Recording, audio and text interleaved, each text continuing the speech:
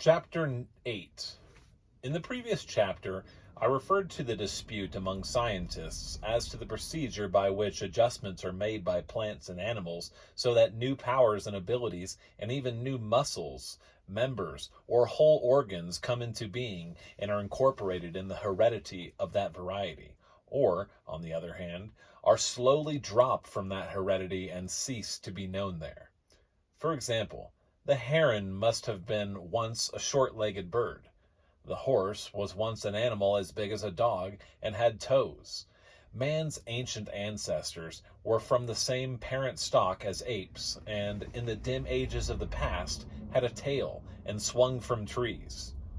What lengthened those legs, or changed the horse's toes to a hard but springy hoof, or curtailed your friends and acquaintances? There is a very interesting theory, supported by some of the facts before us, and apparently denied by others, that is called the theory of use and disuse. That theory holds that when need creates a certain kind of leaf, for instance, in a plant, that certain kind of leaf persists as long as the need for it exists, and that certain kind of leaf is no longer used. It will eventually cease to exist and the plant will have another kind of leaf. This theory of use and disuse leads us to another theory of biologists, namely, that need can create a function in an animal or a plant, and that function can and does create an organ to take care of it. As an illustration, we may take the time when certain sea animals came out to live on the land, as they did centuries and centuries ago. In the sea, they need gills to breathe through and fins to swim with. On land, they breathed without gills. They swam no longer, but instead they walked and needed legs and feet, and their fins were useless to them. The need of legs, these theorists maintain, was apparent before the actual legs were. The need created the function of walking. The function of walking brought about the structure with which to walk, that is, the legs. You will find scientists who deny this theory, but my work demonstrated its truth to me beyond any questioning or doubt. You can put it down as a very good rule. The structural always follows the functional. In other words, the necessity of a thing is exhibited as functional, and afterward the structure arises. Structure, the shape of the pine leaf, for instance, is built up by function, the need to shed snow, in the pine leaf, and to stand wind, let us say, and the function or power to shed snow is upheld by structure, that is, the long needle-shaped pine leaf. In plants, most all their functions are taken care of by temporary structures. If the need of the structure disappears, the structure disappears too. It is like the staging or scaffolding on a building. It is absolutely essential to the process of erection. But once the building is standing firmly, the scaffolding comes down and can be used in the interior of the building somewhere, perhaps. Often, as a matter of fact, the plant actually does use its staging for some other purpose, and always the strength that went into the staging goes later into the plant. Let us take an example of this need bringing about a function, and function bringing about a structure, or organ, or ability to meet the necessities of the case. Here is a man. He is a fighter, a warrior, pugnacious, because he once lived in tribes and had to fight for food and for a wife and for his chance, had to fight for elbow room even. He lived that way for centuries. Civilization came. We invented policemen to guard us against thieves. We trained dogs to protect us against tramps. We instituted laws to protect us against greedy or turbulent or dishonest neighbors. And we built up armies and navies to prevent other tribes from coming in and enslaving us. The fighting spirit in man became almost unnecessary, so that most of us now live peaceably and quietly, and we don't go out and knock a man down to take his beef away from him, or his wheat or his wool. We go into a store and pay him for those things. The strength and nervous force and skill required for fighting in the ages gone are now directed to other needs we have. And we build ships and skyscrapers. We write books and poems. We invent airplanes and discover vitamins and breed plants. Here's a plant, the horseradish. Originally, it put a lot of its strength into seed. And do not forget that the growing of seed takes a tremendous amount of sap and food and vital energy from every plant. But people more and more raised it from tubers, so that finally the horseradish practically ceased to produce seed. That is true also of the potato. It is only once in a long time that you find a potato seed ball. There are plenty of examples, too, among plants that were originally climbers.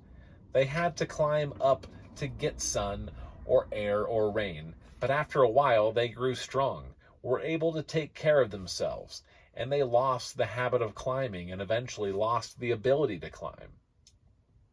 You see, when you force a plant, or when nature or necessity forces a plant to do something that is unusual or difficult for it to do, it will do it if it can, but the effort costs it too much.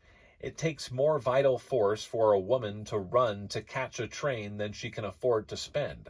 After a while, perhaps she decides she will take a later train, or else she starts early, so she will make connections without running herself half to death.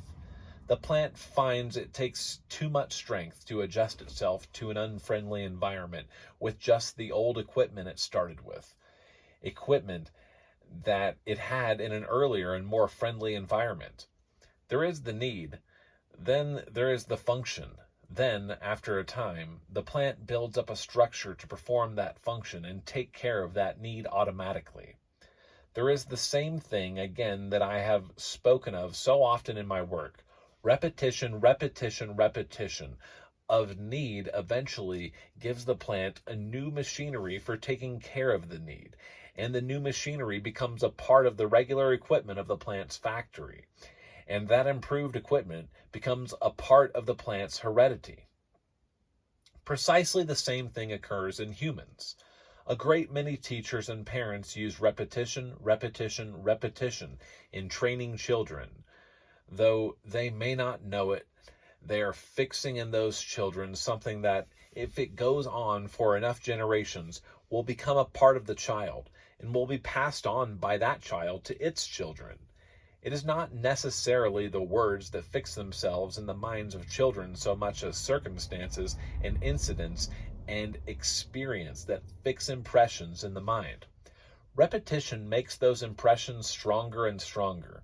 The human mind reacts to these impressions with a new function or power to take of the new impressions or needs or desires.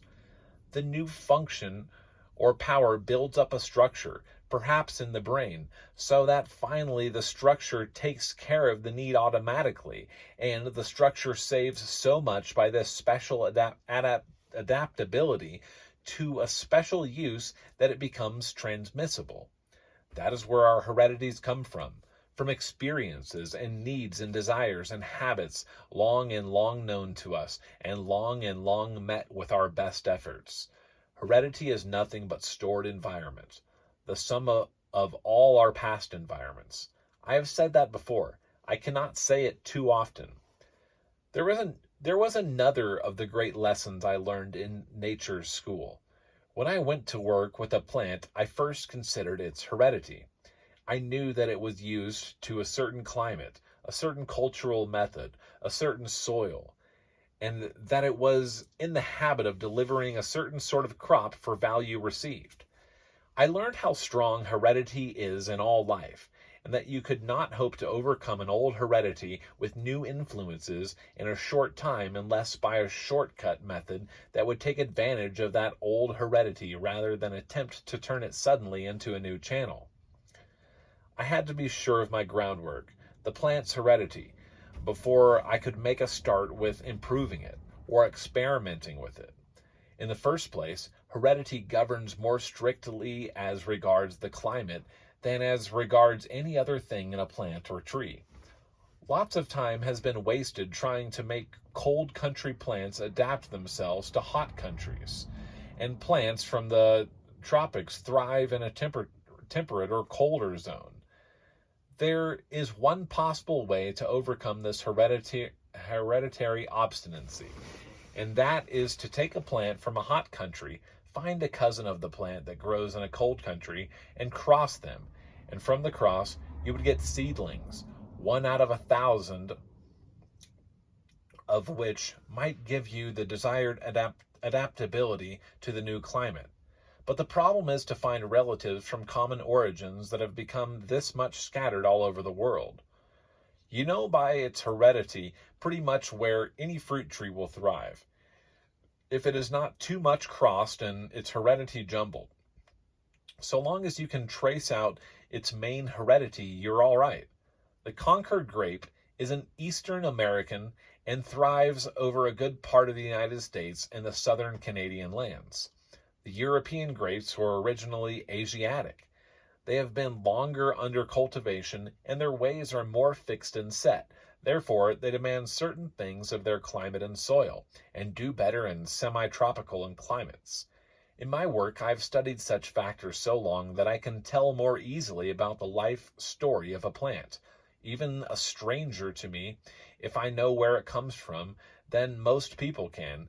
But the study is interesting enough for anyone, and can take you all around the globe, almost, in your own garden.